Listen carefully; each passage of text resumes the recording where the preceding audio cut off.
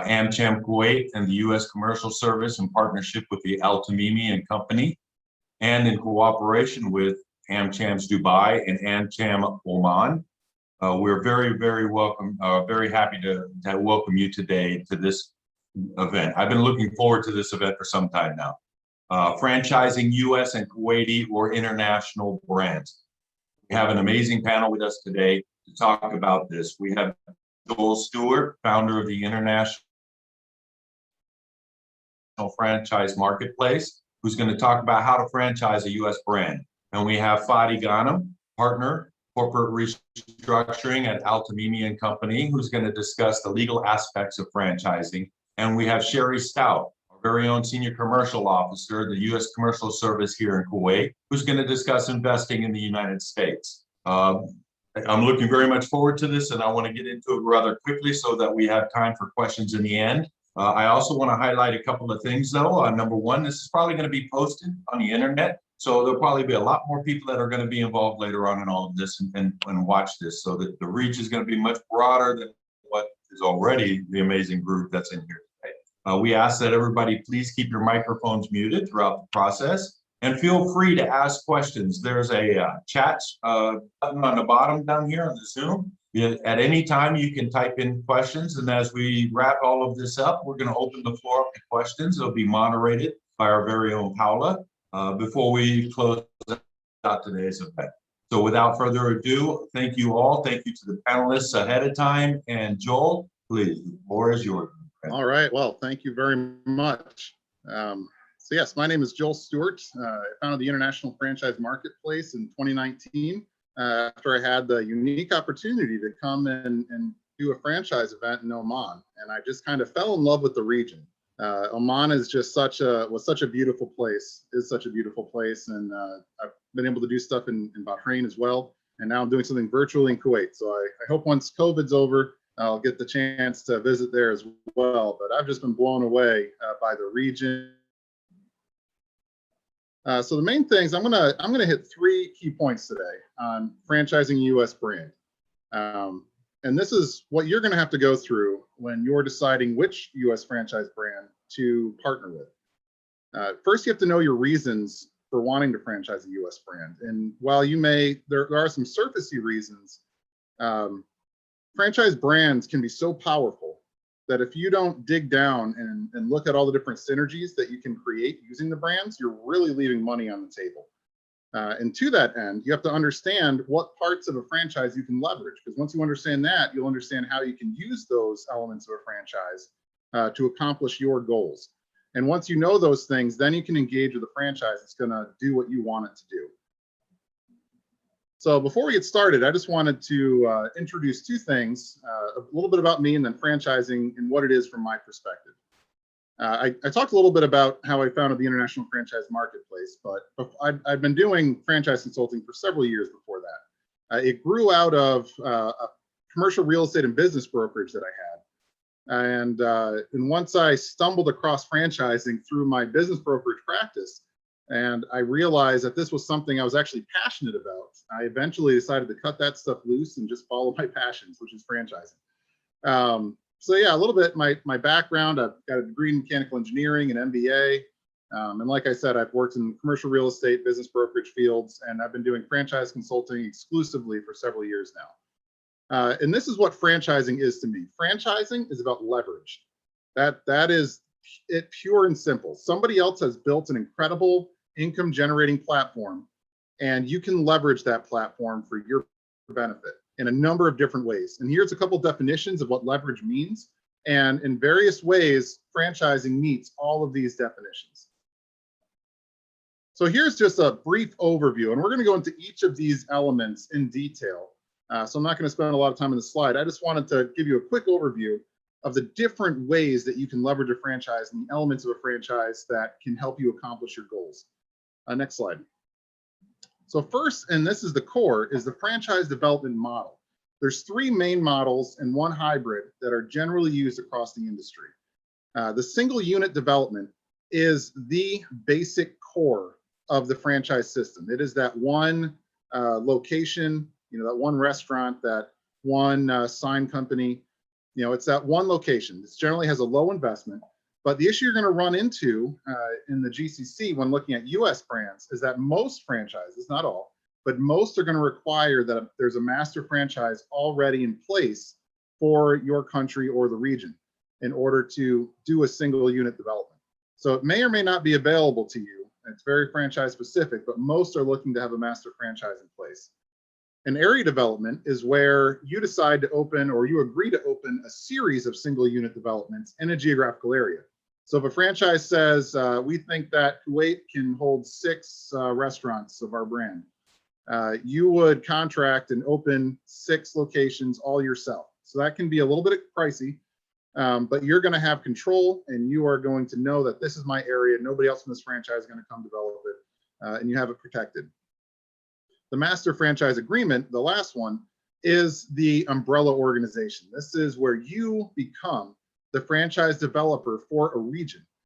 And price-wise, it's almost comparable to an area development.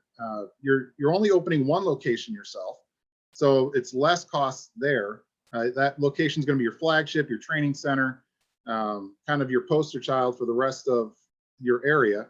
But then after that, you're going to pay a small fee for the right to open 10, 20, 50, 100 locations, you know, really depending on the size of the region. It could just be something like a master franchise for all of Kuwait, or it could be a master franchise for all of the GCC. It really depends what you decide to negotiate. Once you have that, you subsell unit level or area development agreements to other people. So say you buy the rights for the GCC, you could then sell the area development agreement to somebody else for, say, Saudi, or you could sell unit level in Bahrain to entrepreneurs.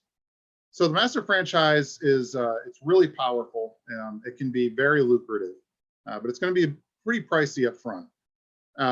There's a hybrid that is often used as well between master franchising and area development.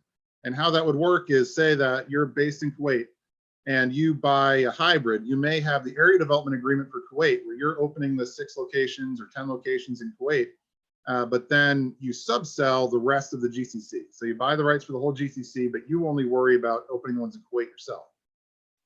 So these are the elements that are going to be the base of your investment and how you decide to move forward.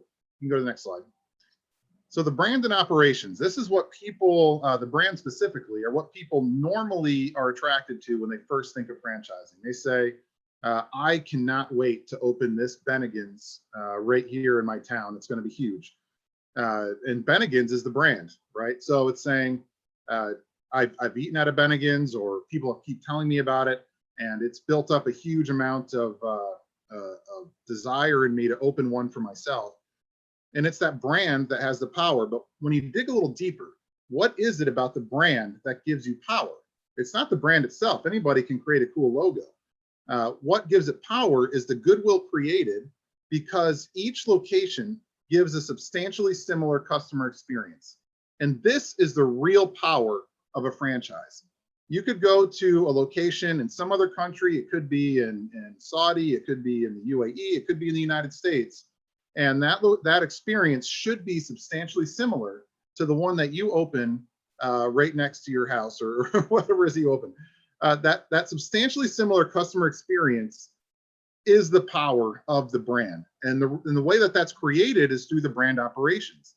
So the brand has built out and has experimented and refined its operations to be efficient and create a pleasant customer experience. And when you buy into a franchise, you're getting all of those operations that are required in order for you to create a similar customer experience that is going to make your franchise location powerful and help it join the rest of the franchise locations in creating this customer experience and building the brand goodwill.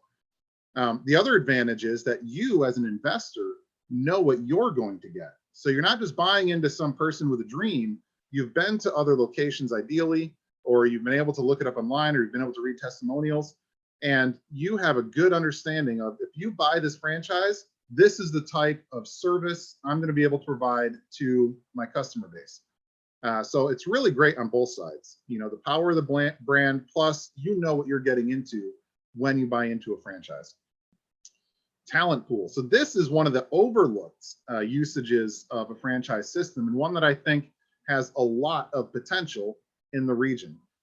The talent pool synergizes really well with unit level ownership. And I'm going to give an example of what I mean by this. I personally in the United States am spearheading another organization called the Veteran Franchise Initiative. I've been told by franchisors in the United States that military veterans make incredible franchisees. They're more profitable, they're more driven, they overcome obstacles, and they replicate systems better than their civilians when you just stack up the average veteran to the average civilian. And so what I've done is I've created a system with investors, working with a nonprofit, and we're buying unit level franchise locations for veterans to manage. And then eventually they'll get a chance to get ownership stake in that company that they're building. So we've identified a talent pool, and we are using that talent pool for, it's mutually beneficial. Investors are going to be making a lot of money off of it. The veteran is going to be building something that's their own, and it's a win-win. Now, where I see this in the GCC from my interactions there is that there is a huge push for entrepreneurship at the state level from investment groups. After my presentation in the fall in Bahrain, I was invited to sit in on a panel that talked about investment in startups, and they were at wit's end on how to get good solid startups going. And I've seen that there's a lot of state-sponsored entrepreneurship programs. Unit level franchises are perfect for these types of programs. They're generally lower risk than a non-franchise startup. You know what you're getting, and there's extra support. So not only is your entrepreneurship program going to be supporting this entrepreneur, but they're also going to get support from the master franchisee. So this is where you can look and say, what franchises have master franchise agreements already in the region that can support my entrepreneur, and you can get them started, and you can leverage unit level franchise systems like that. And it would just be really powerful, in my opinion, and it's often overlooked. All right, the market and real estate. So we'll talk about the market first.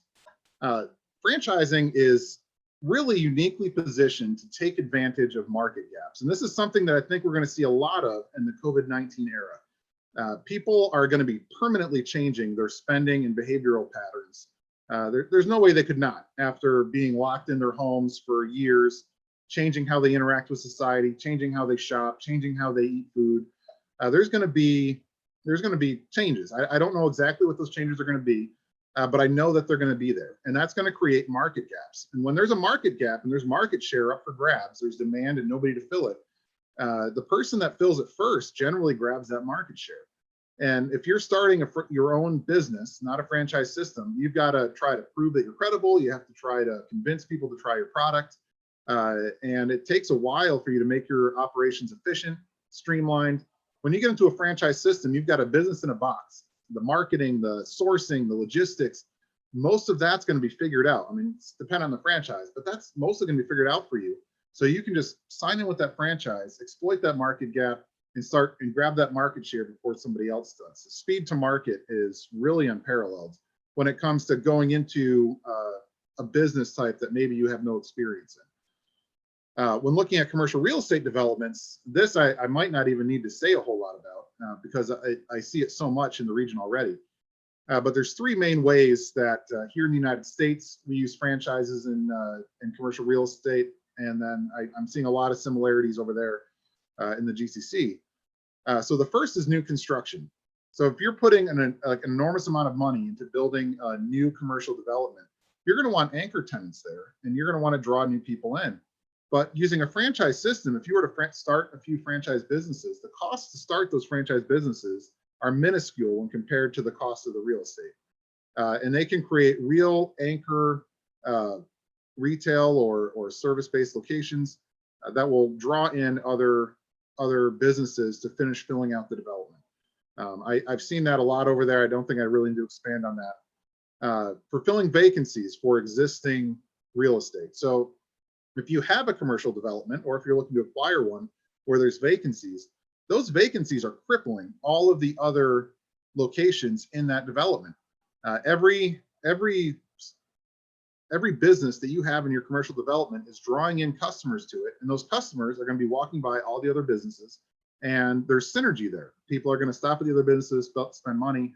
Once one goes, there's a risk that the others could start dropping like dominoes, especially if the vacancy is long-term, where the lack of the customer draw creates less spending, which causes more to go out of business, which creates less spending, and it just kind of cascades through the development. So here you have an incredibly expensive piece of real estate, and it starts getting crippled because of relatively inexpensive businesses that could be filling that real estate.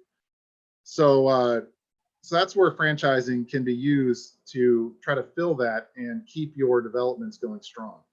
The last one is flips, and this is something that I haven't really talked with people in the region about, but here in the United States, it's a very viable business tool.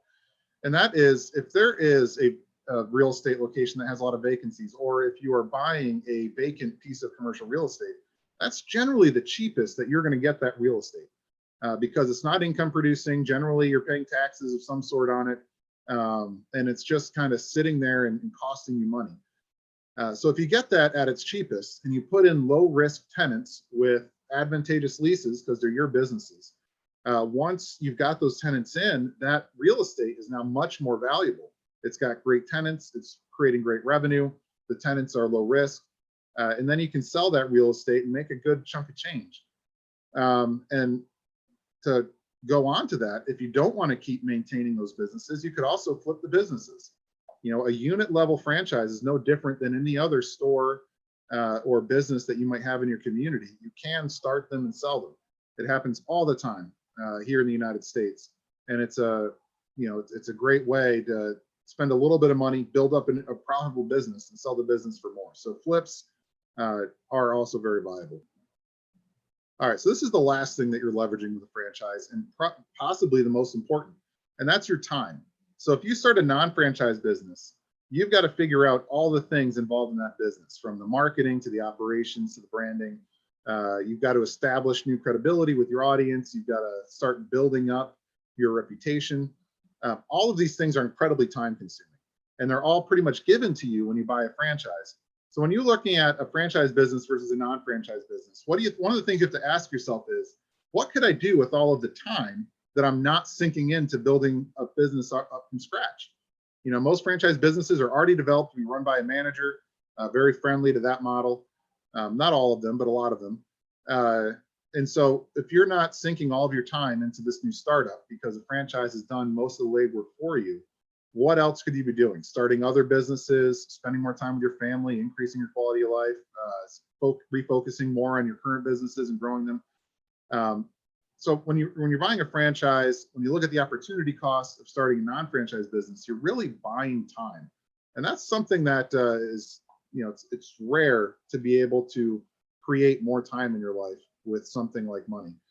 So where do I find available U.S. franchises? So there's a couple different ways you can go. One is you can talk to a franchise broker like myself. I work with, you know, including the international groups I work with, probably over 600 brands, over 400 here in the United States. And basically, franchisors use us to help find people that want to open franchise locations. So we're a great resource. We can coordinate with franchisors that might not even be thinking about international expansion, but might be able to fit the need that you want. To give an example of this, someone from Oman reached out to me a couple of weeks ago and said, you know, I'd like to look into opening a franchise with autism services. And so I looked through my portfolio. I have a franchise that does autism services. And I reached out to them. They said, I'd never really thought about international development, but if you bring me the right person, we'll definitely take a look. And so I connected them and they got to talk. But that's the type of thing that you can, or that a broker like myself can do, is that we can reach out to our group and maybe connect you with brands that will meet your needs that might not actually be advertising international availabilities, as well as connect you with the ones that are. The second way is you can talk with the U.S. Embassy Commercial Services. A lot of franchise brands, when they decide that they want to go international, they'll reach out to the embassy and say, hey, if we're looking to go international, if you find somebody that's interested in a franchise brand, send them our way. So the embassy can certainly help with connecting you with brands. And then there's an internet search, which I say not recommended. And the reason I say that is When you do an internet search, you're really putting yourself at the mercy of whoever is putting the most money into SEO and putting the most money into AdWords. You know, they're going to be the ones that are popping up, not necessarily the brand that's best to fit what you're looking for. So you can do a lot of internet's definitely good for research, but all of the brands that you're going to be presented with are going to be biased. And then when you do connect with a brand through one of those funnels, because that's what they are, funnels. So a lot of times with a lot of the different landing pages for franchises, you actually get your information gets sold to a broker to talk to you about what brand you want to start. So internet searches can be good, but they could end up skewing the results that you're going to see. So I would just say approach with caution.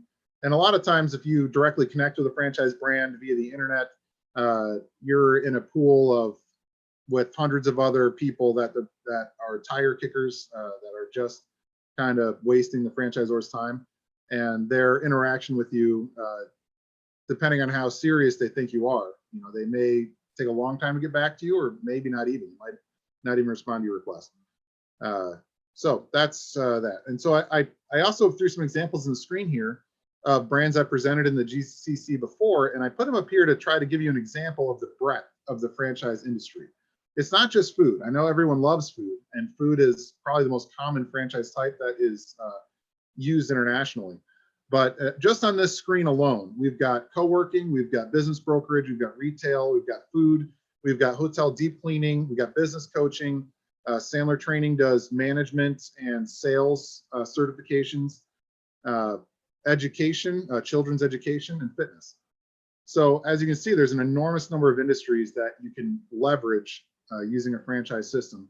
It's not just food. And with that, I've probably gone a couple minutes over my time here, so I am finished. So we can move on to the next presentation.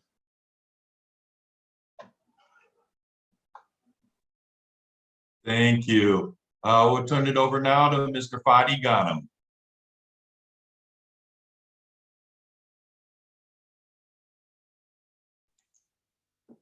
Thank you so much. And first, good evening, good morning, good afternoon, wherever you are in the world. It's evening here in Dubai. And I will start the point simply by, I cannot agree more with Joel that it's all about leverage. And the thing is that people think that the franchise started with food. Maybe because one, I'm a foodie man, that's why I liked franchise and started my career in that. And the other one of it is maybe because of McDonald's starting from taking over 90% of the restaurants in the US to be under a franchise agreement. And you have also the movie of the founder, which showed the world how the franchise started, which is not really the case. If we really go back to the history of franchise, it started by Singer for the swelling machines. So it started with a different type of industry for machineries and taking over territories. But the point that Joel started with, which I really agree with, and that's the idea behind the franchise, is leverage. So the reason for any franchise and for any brand to think about franchising, or a business to start with the aim to franchise one day, is to expand their brand. Next slide, please, Paula. So the reason behind any franchise is to have a mixed efforts between the group or two expertise, as territorial or geographic expertise and industrial expertise, to take the brand to a different level, to take over additional market share, to expand their market, their profits. I want to sell more, I will get new markets. I want to get new markets. I don't want to invest myself in there, but I do have the model for it. So I have the model, I have the SOP, which will come to it later on. I will put the rules of my brand. I will protect it, and then I will take it and give it to someone else. Then it will come the fees to it. So this is how I generate, because there are two types to generate the profit. One is selling the franchise itself. The other side of it is the royalty fees, which I'm getting. And also in certain areas and some of the products, I will be providing or supplying the products. Next slide, please. So as Joel said before, people, and we started our conversation, the people think that it's related only to the hospitality sector, to the F&B, to restaurants, bars, because that's the common thing, and that might be one of the easiest franchise to take over. But you will see it in the line between the franchise and distributionship agreements, and the distribution is related to an area whereby the products are already in place, provided to a group, and this group can sell it the way they want, more or less with a wider margin, and wider and flexible, let's say a flexible strategy to be in place in order to sell these products. They can use their connections and so on.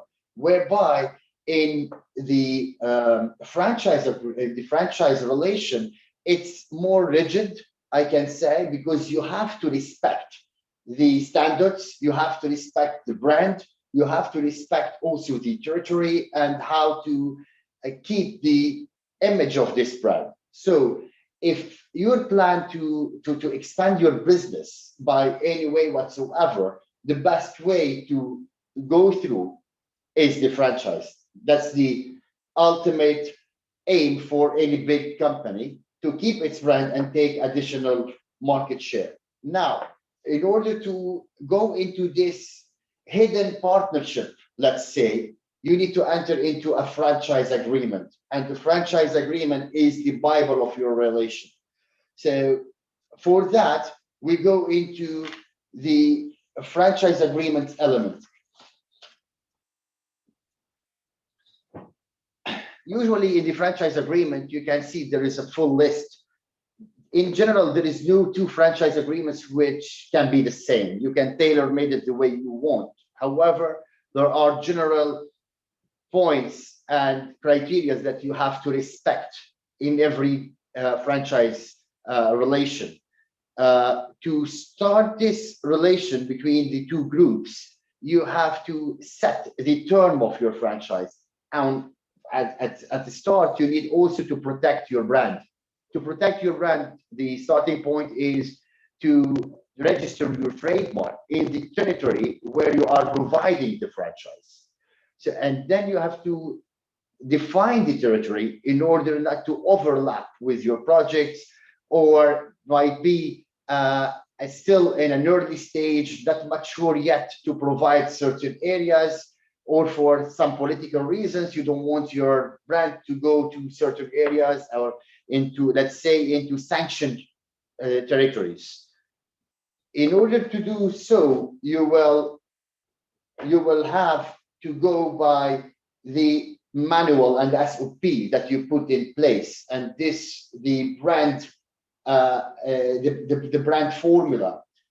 Some restrictions are always in place. For example, I wish to have my brand in this territory, even if I provide it, as Joel mentioned, to the GCC, but I want to exclude, for example, Dubai out of it. I want to provide Dubai and just into a separate agreement, or Kuwait or Bahrain.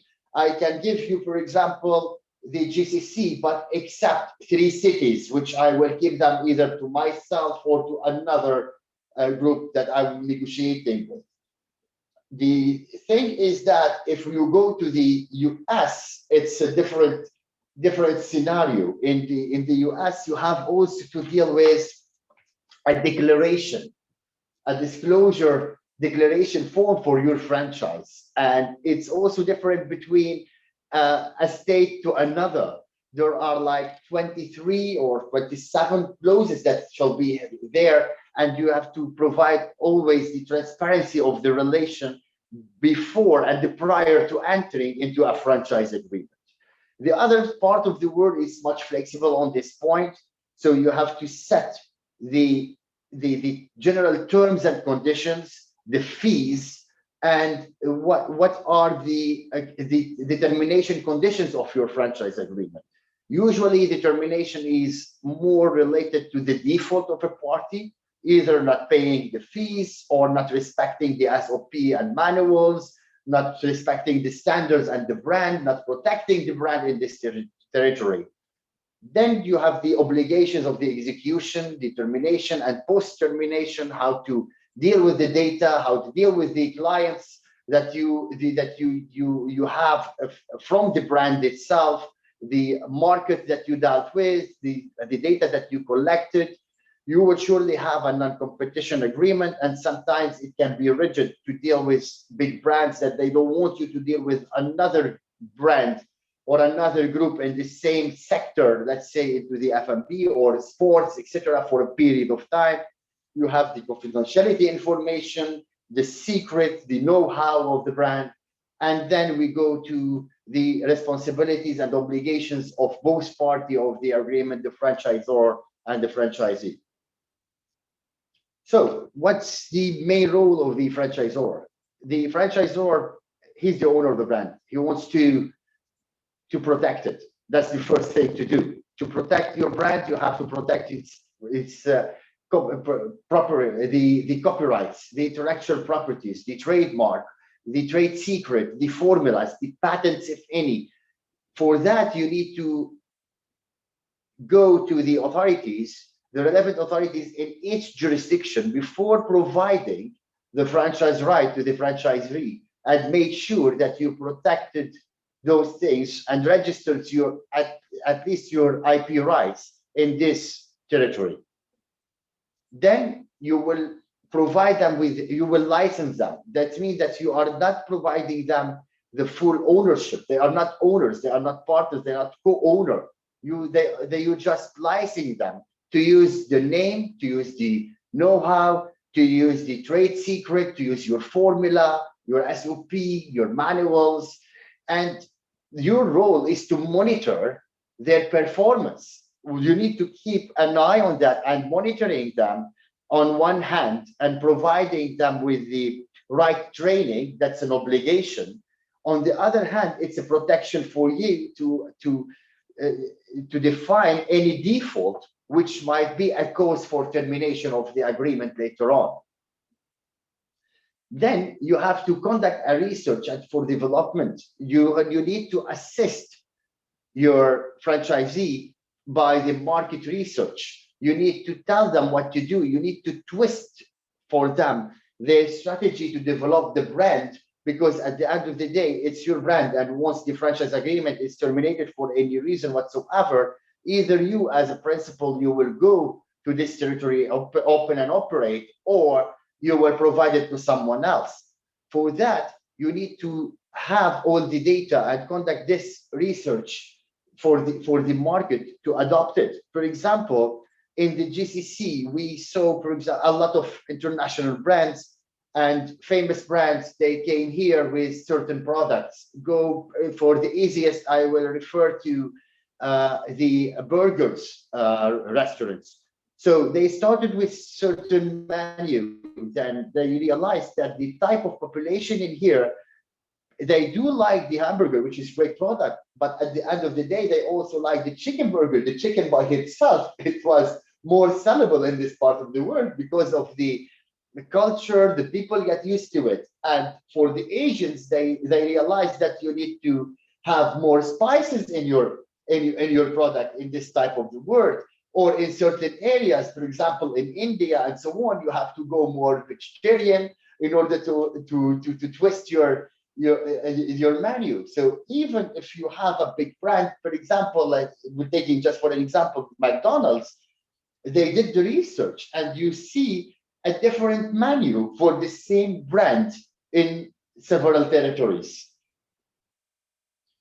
So the franchisee, I'm simplifying it here in just two points. One is complying with the franchise targets to open and selling, and the other one is complying with the procedures and paying of royalties.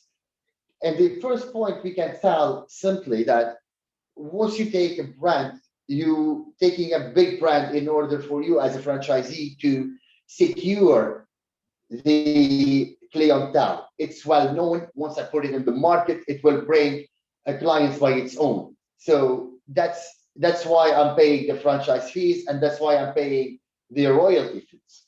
Because at the end of the day, I have a brand. I'm not just starting from scratch. The other side of it, you have an obligation to respect your franchise agreement, one, by the number of outlets that you promised in your franchise agreement that you will open. So sometimes, and Joel targeted a very valid point on the master franchise. Usually when you get the master franchise over a territory, they're not giving you this right over an outlet or two. They are asking you to develop the full region. They are asking you to secure at least a certain number of outlets or venues or sub-franchise in that area. So your first obligation is to open the number of outlets that you are asked for, to sell. Sometimes you have a minimum guarantee of sale that you have to secure and provide for the franchisor, and then to respect your the on top of the SOP and manuals, etc., to respect the terms of and fees and pay the royalty and the franchise fee. Next slide, please. Or I think I'm done. Thank you. Very, very interesting. Now I'd like to introduce Sherry. Hello, everybody. Thank you very much, Frank. Thank you to our AmCham Kuwait colleagues who put this lovely event together. And thank you for the panelists that have gone ahead and spoke before me. Hi, my name is Sherry Stout. I'm the Senior Commercial Officer here in Kuwait City. Please go ahead with the next slide. So I am part of the U.S. Commercial Service, which is the trade promotion arm of the United States Department of Commerce's International Trade Administration. So in Kuwait, our goal is to connect U.S. and Kuwaiti businesses to increase bilateral trade and investment. So you'll see on the screen in this show that we have a few different ways that we do that. So we promote the export of goods and services from the United States. We support U.S. companies to identify new business partners. We help Kuwaiti companies find U.S. suppliers, and then we also provide assistance to Kuwaiti companies interested in investing in the United States. And it goes without saying that this applies to all of our other regional markets as well. Next slide, please. So our greatest asset as an organization is our network of people. We have 100 offices in the United States, often referred to as export assistance centers. We even have a presence in Puerto Rico. And then we also have international offices typically located in our embassies and consulates around the world. So we have more than 150 offices in 80 countries. Here in the Gulf region, my team and I are located here in Kuwait. We also have offices in Qatar, in Saudi Arabia, as well as in the UAE, in both Dubai and Abu Dhabi. And then regionally, we actually work with our State Department colleagues in the embassies in Bahrain and Oman. So we have a very wide presence and reach and eyes and ears on the ground pretty much anywhere that you would want to do business in the world.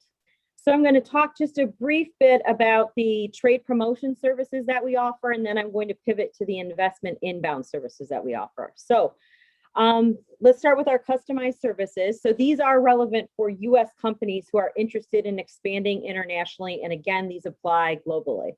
So we have a service that's called the Gold Key service that is to help you find a business partner to work with in the local market. Typically that's done in person, although we do offer a virtual version of that. We also have the International Partner Search, which again is a report that will help you find a pre-screened and qualified business partner. And then we can actually facilitate virtual introductions with that service as well. The International Company Profile is an in-depth background check on a firm or company to make sure they're a good, viable partner for you before you sign any form of an agreement with them. Can be a very helpful tool. And then we also have the Single Company Promotion, which is to help companies promote their products and services via presentation to a target audience. We offer that in person and we also do that virtually. Let me just make a few quick comments here on the franchise market specific to Kuwait. So as many of you know, the Kuwaitis are very familiar with US brands and products as they travel frequently to the United States for both tourism as well as education. In fact, approximately 10% of Kuwaiti high school students graduate from US colleges and universities. And I know our other colleagues have hit on this a little bit. So we have over 75 US food franchises that are currently active here in the market. And they're always looking for new brands and opening new malls as well as entertaining areas in several places in the country. So there is opportunity here in Kuwait. It's probably the most US country I've been in. And along with that, I did want to highlight that actually in the fall, our office is working to recruit a delegation to participate in the International Franchise Expo, which will be in September in New York. There will likely be a hybrid or a virtual component to that show as well, but it would give you the opportunity to discover new concepts, meet with US franchisors interested in approaching the local market. And in addition to the trade show, there's often educational workshops that would be organized around that as well. So with that, I'm going to take a pause and pivot more to the inbound investment side. So why the United States? Why should somebody invest in the US? So with a global GDP of 20 trillion and a population of 325 million, the United States is the world's largest attractive consumer market. So offering unmatched diversity, a thriving culture of innovation, and the most productive workforce. Companies of all sizes, from startups to multinationals, can find ideas, resources, and markets to succeed and grow. Just as an example of this, we had a recent success story. In September 2019, ME Global, which is a wholly owned subsidiary of Kuwait Petrochemical Company, launched its world-scale monoethylene glycol manufacturing facility in Texas. Okay, so how do we help companies invest in the United States? So one of the ways that we do that, United States is a very diverse and large market. Therefore, it's very important to develop a business plan to achieve your strategic objectives. You need to do the research, review potential location sites, and visit the target states, including the economic development organizations, to shop for incentives. Additionally, it is essential to consult with accountants, lawyers, to discuss tax issues and incorporation options from the beginning. We do have a success story again from Kuwait of actually a Kuwaiti franchise who's opened in the United States. You may be familiar with Rock House Sliders, which is an actual success story from Kuwait that's open. So through the Select USA program, we do offer a variety of tools for international investors who are interested in pursuing investments in the United States through the guidance and counseling, as well as connecting them with partners and helping them navigate the regulatory market. So with that, I wanted to mention the Select USA Investment Summit. This is a summit that is held annually. Typically, it is done in person, although we've had some modifications to that due to the COVID situation in the US. So this year, the program will be held virtually June 7 through 11.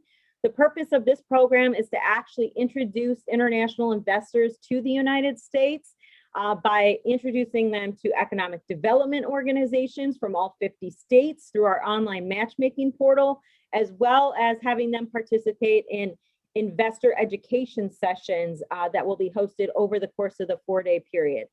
There's a website for the summit at the bottom of the screen. I would encourage you to visit that website to learn more about the summit.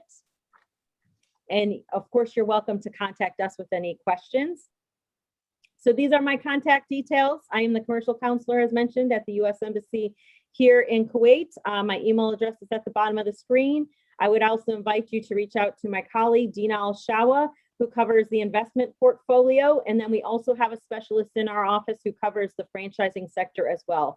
And my team and I are at your disposal to answer any questions that you may have. And I just want to thank the panelists as well as AmCham Kuwait for this event today. Thank you so much. Over to you, Paula and Frank. All right, so thank you so much to all the panelists. And now we're gonna start with the Q&A.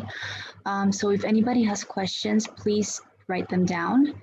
I do have the first question already at hand. So One of the questions that came in is, does the franchise broker provide franchisors with the information about the franchise, or is it a resource that is mainly used to connect franchisor to franchisee? Yeah, so a franchise broker is someone who is basically a matchmaker. Their goal, or a franchisor, is to bring that franchisor quality vetted candidates, because the conversion rates of people who are interested in franchising to those that actually have the ability or are going to close on a franchise is very small. It's less than 1%.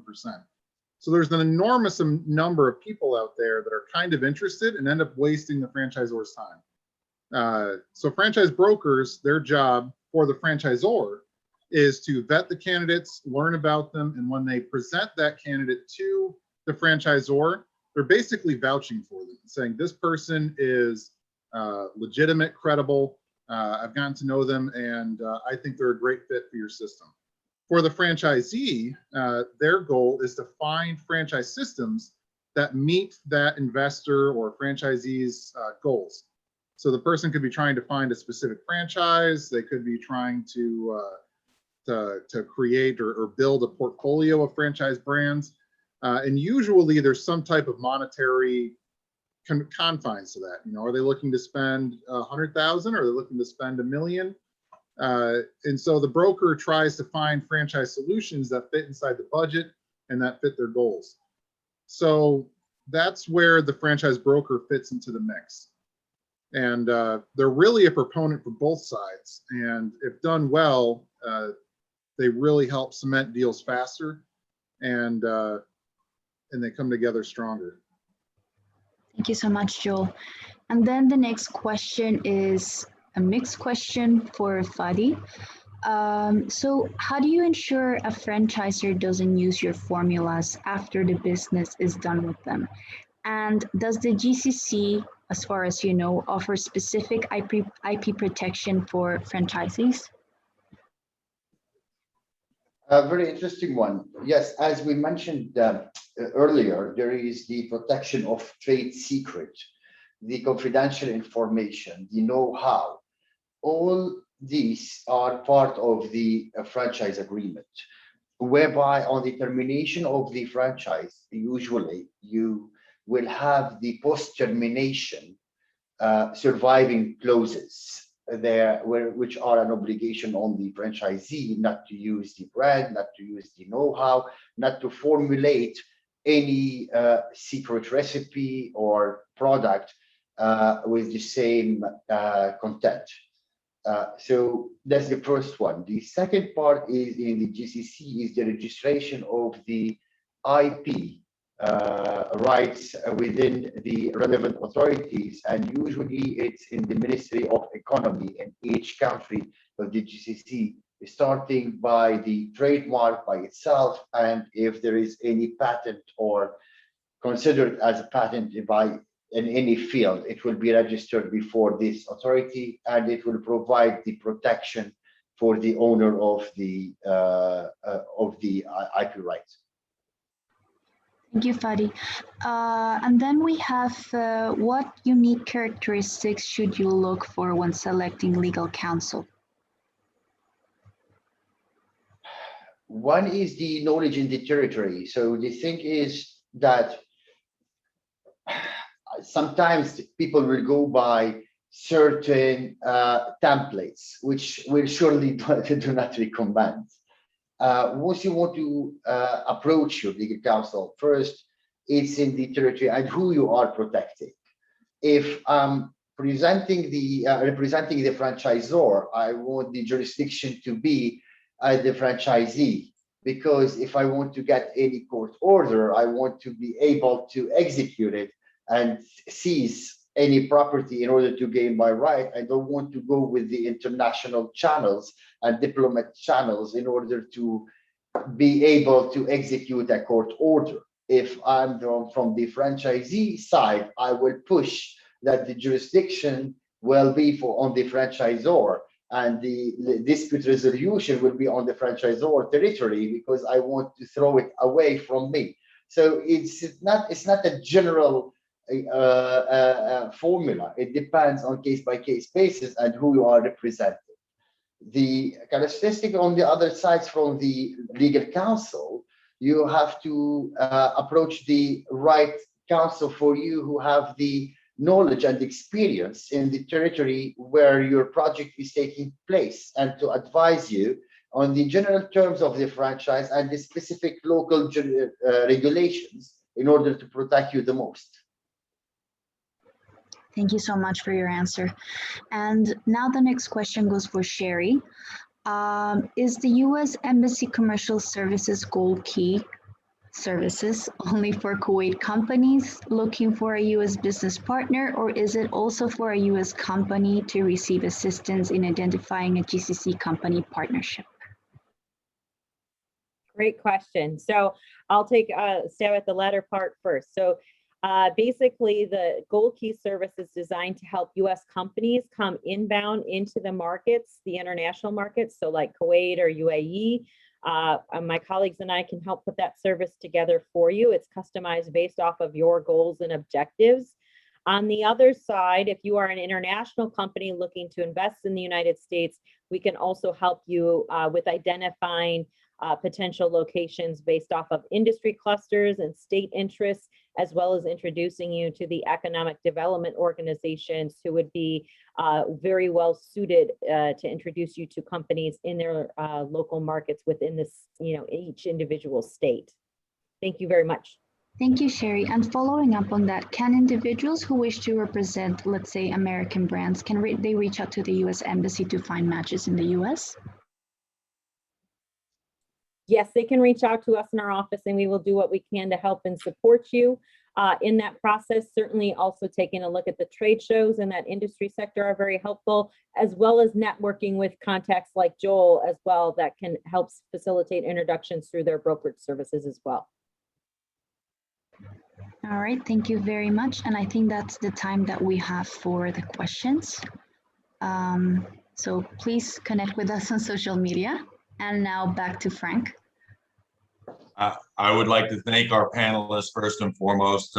Thank you very much. It was a very, very insightful event, and I hope that we will be doing this again soon. I know there's going to be a lot more questions coming into the future as we continue just to absorb all of this information that is coming in.